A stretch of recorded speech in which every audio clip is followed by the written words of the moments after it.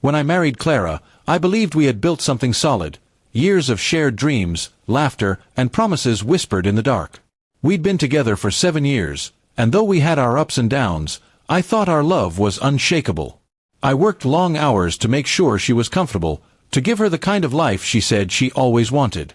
But I didn't realize that while I was building our home, she was quietly tearing it down. It started with small things: Clara becoming distant, her smile fading into politeness, her phone always in her hand. When I'd walk into the room, she'd lock her screen as if I was some stranger.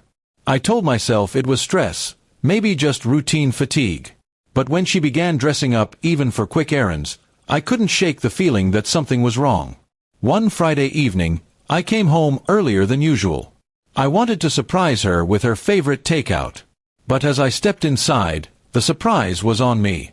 There were 2 wine glasses on the table, candles burning, and soft music playing.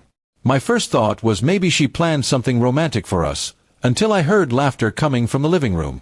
A man's laughter. I froze for a second, then walked in. There he was, sitting on my couch, in my house, his hand resting on her knee. The shock that hit me was like a cold wave.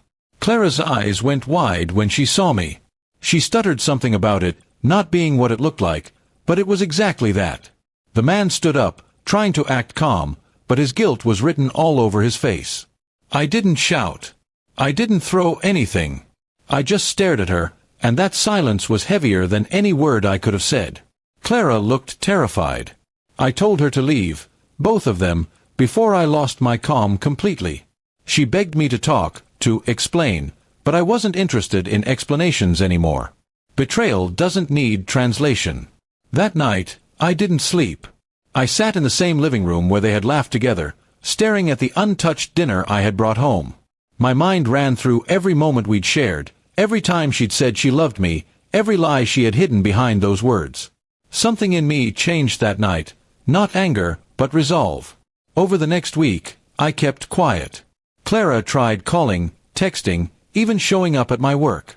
I didn't respond. Instead, I began preparing for what came next. I contacted a lawyer and gathered evidence. Messages, pictures, even the footage from our home camera that I had installed months before when I suspected something was off. What I saw confirmed everything. The following weekend, Clara came back to pick up some of her clothes. She walked in nervously, trying to talk about fixing things.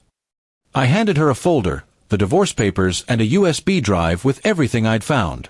Her face went pale. She realized there was no way to twist her way out of it. I told her that all of this, everything she destroyed, was her own doing.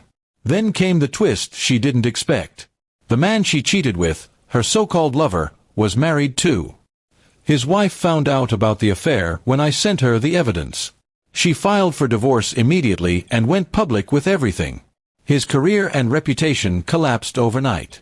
Clara had thought she'd found someone better, but all she got was ruin. A few days later, Clara showed up at my door again, crying, saying she'd made a mistake and lost everything. She begged for forgiveness, saying she had nowhere else to go. I looked at her for a long time, the same woman I once adored, now standing broken by her own choices. I told her quietly that forgiveness wasn't the same as forgetting. I didn't let her stay. I closed the door gently, but firmly. That was the last time I saw her in person. The divorce went through quickly, and I sold the house soon after. I needed a new start, not surrounded by walls that had witnessed betrayal. Months passed, and life slowly became peaceful again.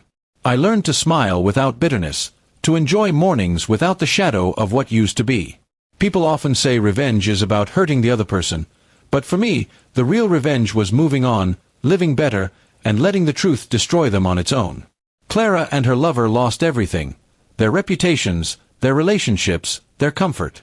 But I gained something far more valuable: clarity. I realized that peace is stronger than rage, and truth always wins in the end. Now, when I look back, I feel no anger. Just a strange gratitude. Because that betrayal, as painful as it was, freed me from a life built on lies. And sometimes, that's the only kind of justice you need.